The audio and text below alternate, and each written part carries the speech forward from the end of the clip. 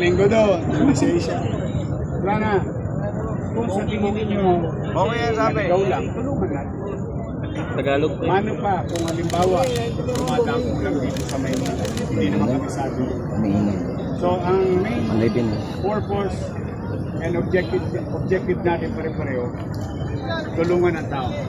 So, yung mga tulongges, talagang makukulit. So, lahat ito ngayon isang linggo, wala kayong gagawin. Lahat ng intersection, hindi pwedeng gulungan ng gulong ang pedestrian lane. Sabihin, sawayin ninyo, pausugin ninyo.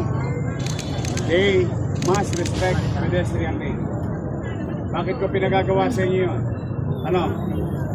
Alam nyo ba kung nasaan ang pamilya nyo ngayon? Hindi po. Hindi nyo alam. Tama mali. Baka tumatawid din ngayon. So you do it for your family, you do it for the people, do it para sa kaayusan ng Maynila. Sawayin ninyo. Basta pag pumasok sila sa Maynila, from Bito Cruz,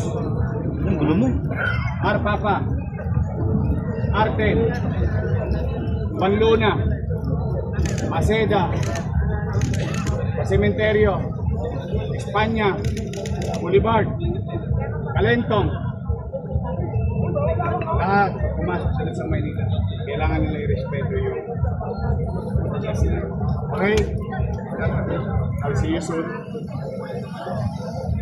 Kayong kabangan na wala kayo susweldo eh. Mag-alala, kayo nag-iisa. Ito yung sinabi ko kanina. Diyan ka lang Gagawa tayo ng paraan. Yes, sir.